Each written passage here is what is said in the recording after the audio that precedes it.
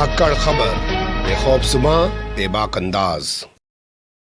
धाकड़ खबर के news room से मैं आपके साथ हूं अकरम रईस खान। लगता है राकेश अस्थाना को दिल्ली का पुलिस कमिश्नर बनाकर देश के प्रधानमंत्री यानी कि नरेंद्र मोदी और इसके अलावा गृह मंत्री यानी कि अमित शाह फंस गए हैं। उनके खिलाफ सुप्रीम कोर्ट में एक पिटीशन दाखिल कर दी गई है। पिटीशन में कहा गया है कि इन्होंने सुप्रीम कोर्ट के आदेशों का उल्लंघन करते हुए राकेश अस्थाना को दिल्ली का पुलिस कमिश्नर बना दिया है। इसलिए सुप्रीम कोर्ट को अपने उस पुराने आदेश का संज्ञान लेते हुए या अपने उस पुराने आदेश का पालन कराने के लिए इन दोनों को इनके पद से हटा देना चाहिए। यही नहीं, इनके खिलाफ अवमानना का मुकदमा चलाना चाहिए और इन पर मोटा जुर्माना भी ठोकना चाहिए ताकि देश में आगे कोई भी अदालतों के ऐसे आदेश की अवहेलना अवमानना ना कर सके।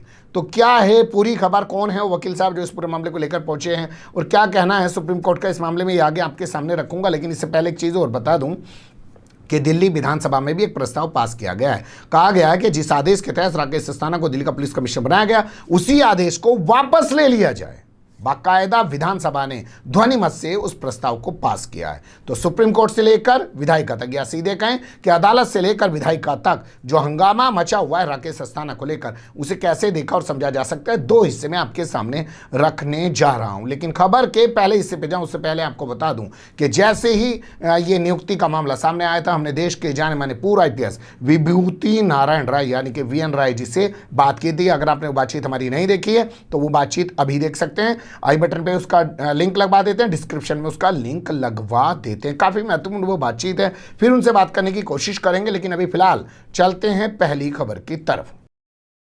पहली खबर की शुरुआत होती है सुप्रीम कोर्ट से, जो देश की सबसे बड़ी अदालत है। वहां पहुंचे हैं एडवोकेट एमएल शर्मा यानी कि मनोहर लाल शर्मा। उन्होंने वहां एक पिटीशन दाखिल की है और सुप्रीम कोर्ट को याद दिलाया है कि आप ही का एक आदेश है प्रकाश सिंह वर्सेस भारत सरकार, जिसमें आपने कहा कि उसी शख्स को, उसी आईपीएस ऑफिसर को डीजीपी बनाया जा सकता है जिसके कार्यकाल के 2 साल बचे हुए हों और उसका चयन यूपीएससी के 3 सदस्यों का एक पैनल करेगा। ऐसे ही किसी को उठा के नहीं बना दिया जाएगा। अब आप ही बताइए, जब 4 दिन बचे हुए थे रिटायरमेंट के राकेश अस्थाना के, तो कैसे उसको दिल्ली पुलिस का कमिश्नर बना दिया गया? ये तो सीधा आपके आदेश की अवमानना है। इसलिए आपने आदेश की अवमानना का केस प्रधानमंत्री नरेंद्र मोदी और गृह मंत्री अमित शाह पर चलाइए, उन दोनों को उनके पद से हटाइए और उन पर मोटा जुर्माना लगाइए। ये डिमांड की गई है। बता दें आपको, वो जो आदेश है वो है डीजीपी के लिए। लेकिन जैसा कि आप जानते हैं कि दिल्ली एक केंद्र शासित प्रदेश है और यहाँ पुलिस का जो सबसे बड़ा मुखिया होता है उसे पुलिस कमिश्नर कहा जाता है। तो वो भी पूरे राज्य का सबसे बड़ा मुखिया है पुलिस का। जैसे हर राज्य में, उत्तर प्रदेश में आप देखें ना डीजीपी है, तो वो सबसे बड़ा मुखिया होता है, उसी के समकक्ष आता है। इसलिए ये सुप्रीम कोर्ट का जो आदेश है उस पर भी लागू होता है। आपको पता होना चाहिए राकेश अस्थाना को नरेंद्र मोदी सरकार ने, यूँ कहें अमित शाह ने बना दिया है दिल्ली का पुलिस कमिश्नर। उनके कार्यकाल के 4 दिन बचे हुए थे, उससे पहले उनको दिल्ली का पुलिस कमिश्नर बना दिया, साथ ही उनको 1 साल का एक्सटेंशन भेज दिए। इसी को लेकर पूरा एक हंगामा मचा हुआ है। सुप्रीम कोर्ट पिटीशन दाखिल हो चुकी है। कब सुप्रीम कोर्ट उस पर सुनवाई करेगा अभी कोई जानकारी नहीं है, लेकिन माना जा रहा है कि अगले हफ्ते के शुरुआत में कभी भी सुप्रीम कोर्ट इस पर सुनवाई कर सकता है। काफ़ी महत्वपूर्ण वो सुनवाई होगी। क्या सुप्रीम कोर्ट वाकई में जो पिटीशन में डिमांड की गई है उसी के तहत अपना फैसला सुनाएगा या कुछ और निकल के इसमें आएगा? क्योंकि इस बात की जानकारी प्रधानमंत्री नरेंद्र मोदी को और गृह मंत्री अमित शाह को भी होगी कि उनके खिलाफ ये मामला सुप्रीम कोर्ट तक पहुँच चुका है, पहुँच सकता है। तो उन्होंने भी कोई बगैर सोचे समझे राकेश अस्थाना की नियुक्ति नहीं की होगी। अब देख लेते हैं दिल्ली विधानसभा में कैसे हंगामा चल रहा है।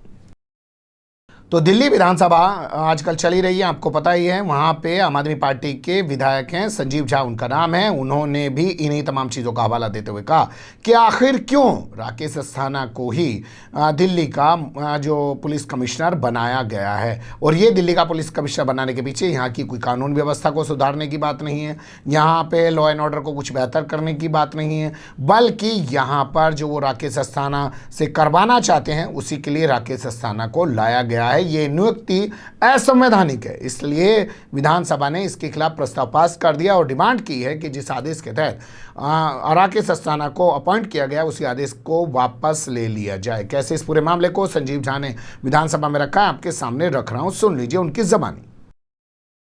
तो अगर वो सीबीआई स्टेट हेड नहीं बन सकते, अगर वो वहां माननीय सुप्रीम कोर्ट का ये वर्जन था, तो फिर ये आज पुलिस हेड कैसे दिल्ली में बन गए? आखिर ऐसी कौन सी मजबूरी है? मैं वो नोटिफिकेशन देख रहा था तो नोटिफिकेशन में ये कह रहे हैं कि स्पेशल पर्पस से। अब ये स्पेशल पर्पस किसका है? ये दिल्ली की जनता का है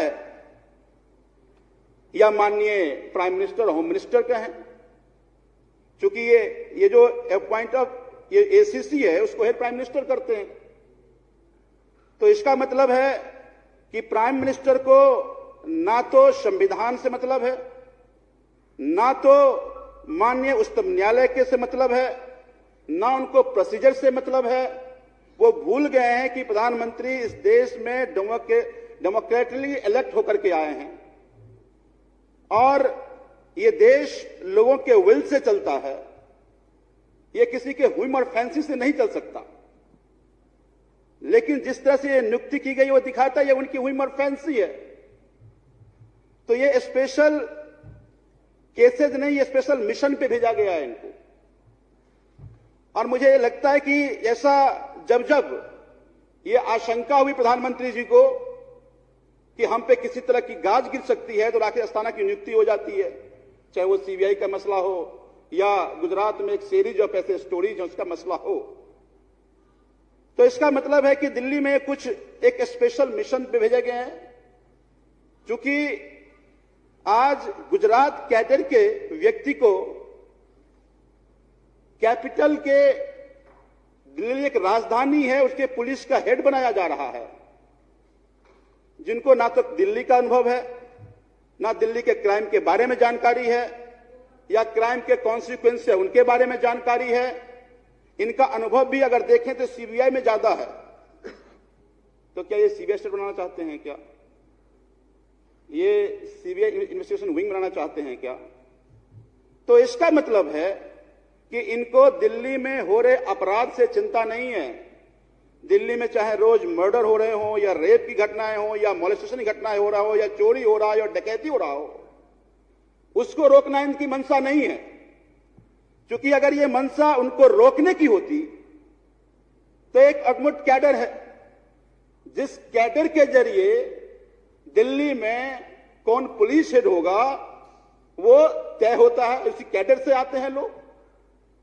तो एक बात तो और प्रधानमंत्री जी बताना चाहिए कि क्या यह अगमुट कैडर में कोई ऐसा अनुभवी व्यक्ति नहीं है? किसी के पास दिल्ली में पुलिसिंग का अनुभव नहीं है? डिकेड्स ऑफ एक्सपीरियंस वाले लोग पुलिस में हैं, क्या उन पे उनको विश्वास नहीं है? आखिर ऐसा क्या हुआ कि बालाजी श्रीवास्तव जी को अतिरिक्त प्रभार देने के बाद फिर उनको वापस ले लिया गया?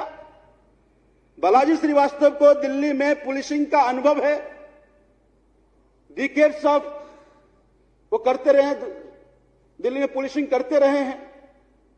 तो इसका मतलब है कि जो अगमुट कैडर के पुलिस हैं, जो अगमुट कैडर के लोग हैं, उनकी भी अवमानना है, उन आईपीएस की भी अवमानना है, क्योंकि आप उन पर भरोसा नहीं कर रहे।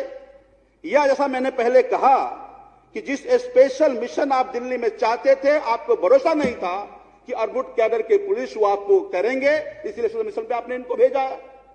तो दिल्ली में आप क्राइम नहीं रोकने का मकसद है, आपको दिल्ली को डिस्टेबलाइज करने का मकसद है।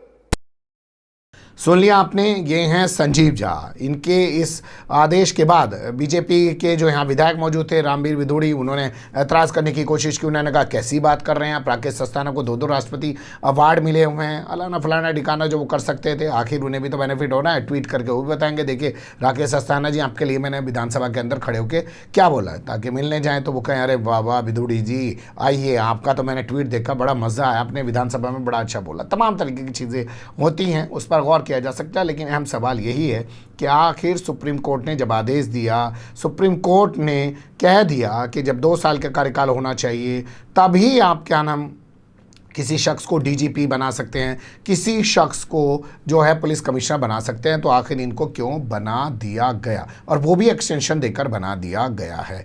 तो क्या इसमें सुप्रीम कोर्ट का फैसला आएगा, काफ़ी महत्वपूर्ण होने जा रहा है। और वाकई में जो प्रस्ताव पास किया है दिल्ली विधानसभा ने उसका कोई असर हो सकता है, या विधानसभा ने ऐसे ही प्रस्ताव पास कर दिया उसका कोई असर होना नहीं है। वैसे भी आपको पता है दिल्ली का बॉस एलजी यानी कि लेफ्टिनेंट गवर्नर, तमाम पावर उसके पास है। यहाँ की जो सरकार है उसको तो पूरी तरह पैदल करने की कोशिश की जा रही है, या उनका आरोप है कि पैदल कर दिया गया है। उनके आदेशों पर या उनके द्वारा पास किए गए जो भी प्रस्ताव हैं उन पर कोई कार्रवाई नहीं की जाती। तभी तो आज तक उनकी राशन डिलीवरी वाली योजना को अनुमति नहीं दी जा रही है। घर बैठे लोगों को राशन मिल जाए तो इनका क्या जा रहा है, सोचिएगा इस बारे में भी कभी। खैर, बने रहिएगा धाकड़ खबर के साथ। ये एक अपडेट था, आपको रूबरू कराना ज़रूरी लगा। कमेंट्स के रूप में आप लोग अपनी राय दे सकते हैं, खबर को लाइक कर सकते हैं, चैनल को सब्सक्राइब कर सकते हैं, ज़्यादा से ज़्यादा हमारी खबरों को शेयर कर सकते हैं। फिर ऐसे ही किसी सुलगते हुए या उलझते मुद्दे लेकर मैं आपके सामने हूँगा हाजिर। फिलहाल अभी मुझे दें इजाज़त।